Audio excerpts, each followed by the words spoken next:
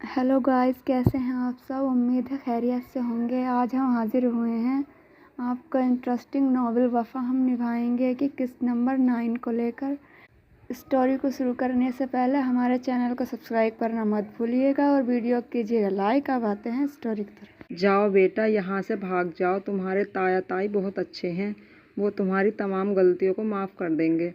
मैं बहुत बुरी औरत हूँ, चली जाओ यहाँ से, वरना जहांगीर तुम्हें नहीं छोड़ेगा। भाग जाओ। कहते कहते सैला बेगम ने आखिरी हिचकी ली थी। नगीना ने मुंह पर हाथ रखकर अपने होठों से निकलने वाली चीख को रोका था।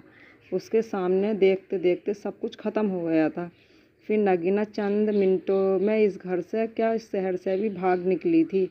उसने आज 2-2.5 साल बाद उस घर में कदम रखा था जिसे वो ठोकर मारकर गई थी। मुकर्रम अली और ज़ैबुन्निसा हाल कमरे में बैठे थे और उमैर और हमजा के साथ खेल रहे थे। नगीना, अचानक मुकर्रम अली की निगाह दरवाजे की तरफ उठी थी। फिर ज़ैबुन्निसा भी उधर ही देखने लगी थी। नगीना ने उनकी आवाज़ सुनी थी, लेकिन उसमें हिम्मत नहीं थी कि वो नज़र उठाकर सामने देखती। काफ़ी देर से वो खुद को संभाले हुए थी, लेकिन अब उसमें ताकत नहीं थी। वो लहराई और उधर ही बेहोश होकर कारपेट पर ढेर हो गई। दोनों उठकर बड़ी तेज़ी से उसकी तरफ बढ़े थे। नगीना को हाथ लगाया तो वो किसी अंगारे की तरह दहक रही थी। वो पूरा 1 हफ्ता तेज़ बुखार की चपेट में रही।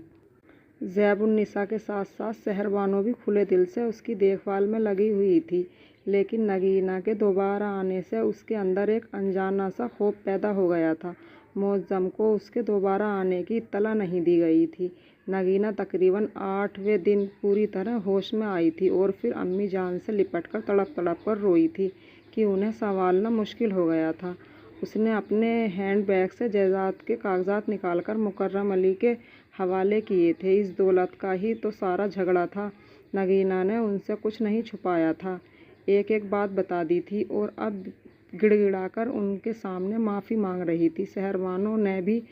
शहरबानों से भी अलग से माफ़ी मांगी थी। वो बेहद शर्मिंदा थी और वो तो सदा के मेहरबान लोग थे, कुछ भी कहे बगैर अपना लिया था। बल्कि मुकर्रम अली तो उसे देखकर दोबारा जिंदा हो गए थे और शहरबानों बिल्कुल एक नई नगीना को देख रही थी।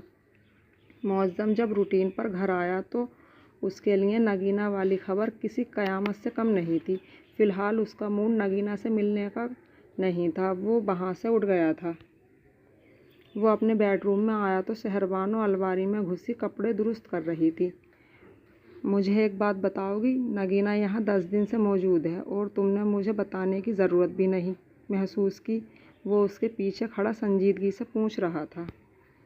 मैं तो समझी थी कि बाबा जान और अम्मी जान ने आपको बता दिया होगा, आखिर रोज़ ही उनसे फ़ोन पर बात होती है। वो संजीदा थी। फ़ोन तो मैं तुम्हें भी रोज़ करता हूँ। मुअज़्ज़म के लहजे में सख्ती उतर आई थी। शाहजी, आप अपने बच्चों के लिए फ़ोन करते हैं? वो भी तिलमिला गई। शहरबानो, मुझे जवान चलाने वाली औरत एक आँख नहीं भाती। वो खामोखा का गुस्सा उस पर उतार रहा था। मैं तो शाहजी आपको वैसे भी नहीं भाती, ये तो आप मुझ पर उल्टा इल्ज़ाम लगा रहे हैं। वो भी सख्ती से कहती पलटकर वार्डरोब में मसरूफ़ हो गई थी। मुअज़्ज़म उसकी दिलेरी पर जलता कुड़ता बच्चों की तरफ बढ़ा और बच्चों के पास लेट गया। वो न जाने किन सोचों में डूबा हुआ था और बच्चे बाबा बाबा कर रहे थे। आओ बेटा, बाहर चलते हैं, आपके बाबा को इस वक्त तन्हाई की ज़रूरत है।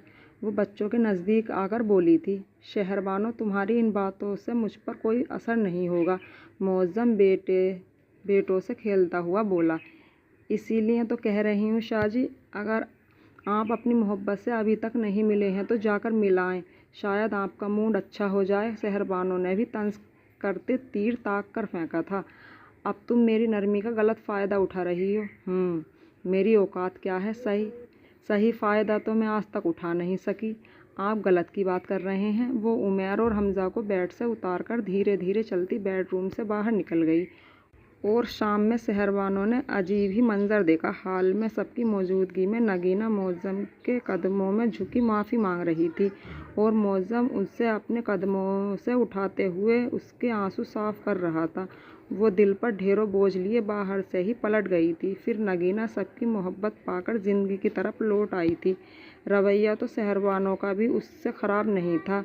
नगीना भी उसके साथ खुले दिल से पेश आती عمیر اور حمزہ سے بے حد پیار کرتی تھی، لیکن ان سب باتوں سے ہٹ کر دیکھا جائے تو وہ معظم کے ساتھ ہر وقت موبائل پر باتوں میں مصروف رہتی۔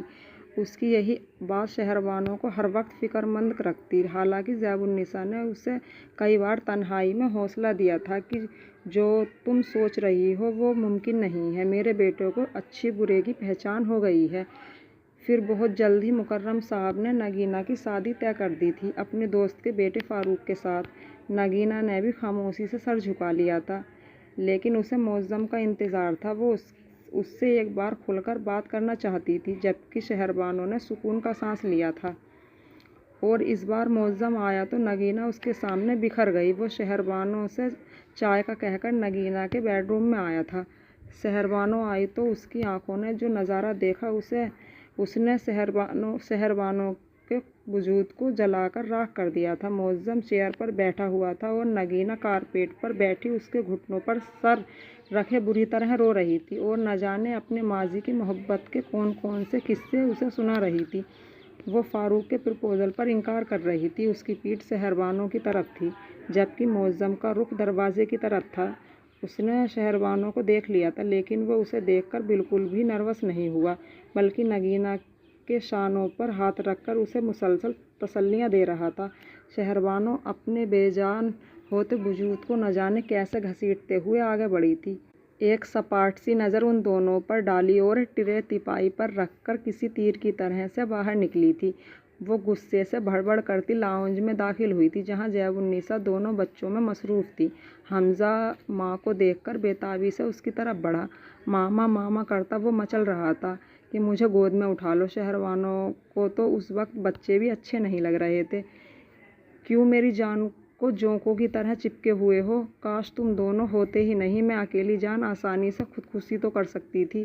شہربانو نے بڑبڑاتے ہوئے حمزہ پر ہاتھ اٹھا دیا تھا۔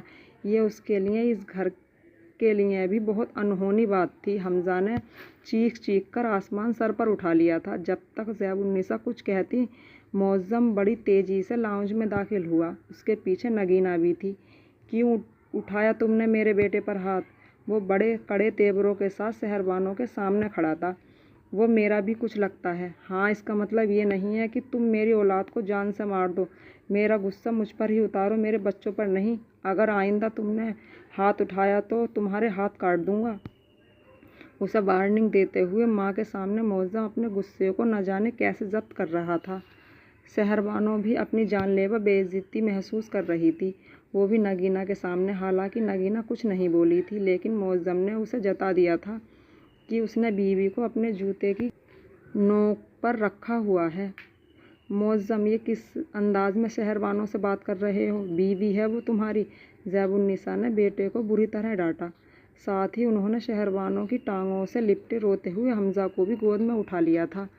وہ دادی کی گود میں بھی چپ نہیں ہوا تھا تو خاموش کھڑی نگینہ نے اسے اپنی گود میں لے لیا تھا۔ آپ اپنی بہو کو نہیں سمجھا رہی؟ کس بے دردی سے اس نے حمزہ کو مارا ہے؟ اس نے نرمی سے ماں کو جواب دیتے خاموش کھڑی شہربانو کو گھورا تھا۔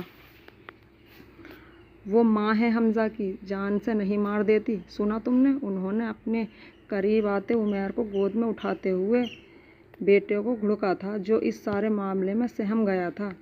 نگی، اسے ادھر دو، یہ تم سے نہیں ہوگا، شہربانو نے سختی سے کہتے ہوئے حمزہ کو اس کی گود سے جیسے جھپٹ کر اپنے شانوں سے لگایا تھا، اور حمزہ بھی فوراً چپ ہو گیا تھا اور وہ وہاں سے تیزی سے نکل گئی تھی۔ جب سے نگینہ نے گھر میں دوبارہ قدم رکھے تھے، وہ جیسے بفری ہوئی شیرنی بن گئی تھی۔ جس حق سے وہ نگینہ سے اپنا بیٹا چھین کر لے گئی تھی، وہ معظم کو بہت کچھ سوچنے پر مجبور کر گئی تھی۔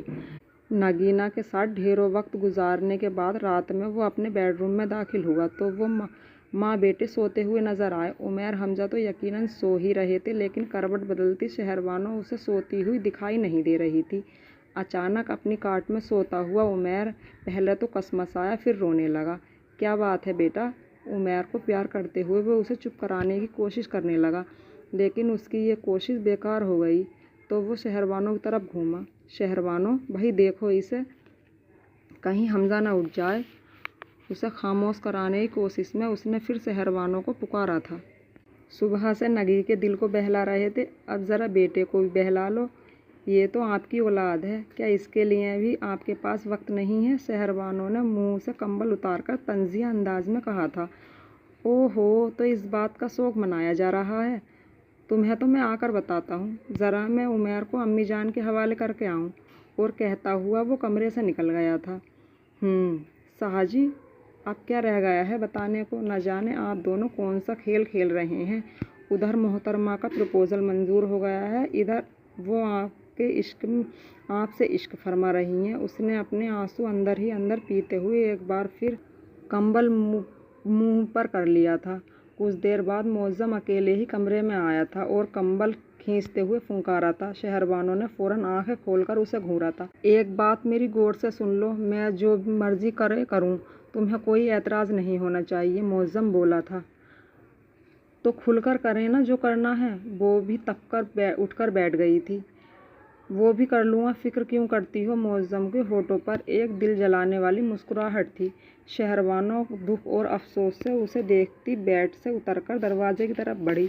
آپ کیا نگی کی کلاس لینے جا رہی ہو؟ معظم نے جلدی پر تیل ڈالا۔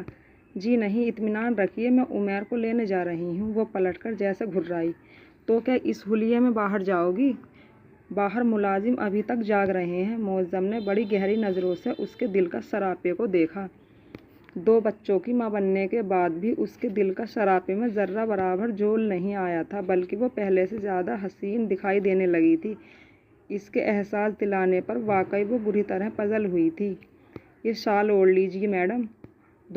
خود کو سنبھالتی وہ کسی طرح شال اٹھا کر پلٹی تھی کہ اسے احساس ہو گیا تھا کہ شال کا ایک کونا معظم کی مضبوط گرفت میں ہے۔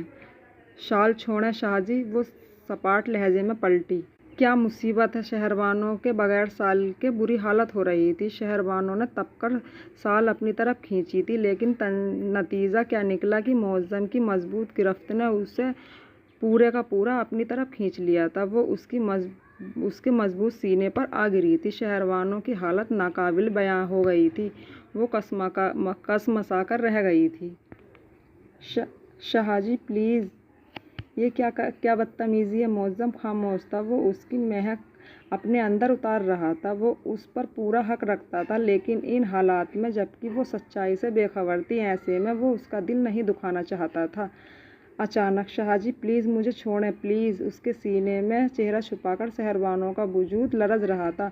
ہاں، میں سوچ رہا ہوں ہمیشہ کے لیے تمہیں چھوڑ دوں، اس طرح تم بھی کنارے لگو گی اور میری زندگی میں بھی نگی آ جائے گی۔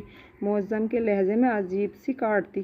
سوچ کیا رہے ہیں، عمل کر لیں، وہ کہتے ہوئے ایک جھٹکے سے خود کو اس کی گرفت سے آزاد کرایا تھا۔ پھر معظم نے خود ہی اپنی گرفت ڈھیلی کر دی۔ وہ شال اٹھا کر بھاگی تھی۔ وہ اس بے درد کے سامنے آنسو بہانا نہیں چاہتی تھی۔ اس بار معظم لمبی چھٹیوں پر آیا تھا اور یہ تمام چھٹیاں اس کی نگینا کے ساتھ گزری تھیں۔ شہربانو کا کڑ کر برا حال تھا، جبکہ امی جان بے حد مطمئن نظر آ رہی تھیں۔ اس رات وہ شہربانو کو کھانے کے بعد کافی کا حکم دے کر بیڈ روم سے اٹیچ اسٹڈی میں آیا تھا۔ آج پتہ نہیں کیوں اس نے نگینا کو کچھ کم وقت دیا تھا۔ خیر، شہربانو کو اس سے بات کرنے کا موقع مل گیا تھا۔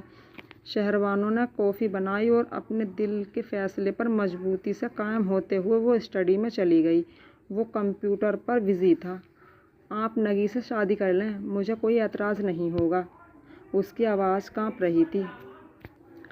تم اعتراض کرنے والی ہوتی کون ہو؟ معظم اسے بڑی دلچسپی سے دیکھ رہا تھا۔ اس کا دل بے ایمان ہو رہا تھا، لیکن وہ خود سے وعدہ کر چکا تھا کہ اسے اب اس طرح نہیں چھونا، ورنہ وہ ٹوٹ جائے گی۔ ٹھیک ہے، جو بھی آپ کا فیصلہ ہوگا وہ مجھے منظور ہوگا۔ معظم کی دیدہ دلیری پر اس کے دل پر ایک آنسو گرا تھا۔ ویسے شہربانو، تم اتنی بڑی قربانی دے رہی ہو، تمہیں اس کا کچھ نہ کچھ تو پھل ملنا چاہیے۔ اور ویسے بھی میں تمہیں بچوں کی وجہ سے نہیں چھوڑ سکتا۔ میں سوچتا ہوں تمہارا حق نہ مارا جائے۔ وہ ایک دم کرسی سے اٹھ کر اس کے سامنے کھڑا ہو گیا۔ اس کے لہجے میں ایک نرمی تھی، ایک ملائمت تھی، شاید محبت سے گندے جذبات بھی تھے۔ اس نے شہربانو کی کمر میں دونوں بازو ڈالتے ہوئے اسے اپنے نزدیک کرنا چاہا تھا۔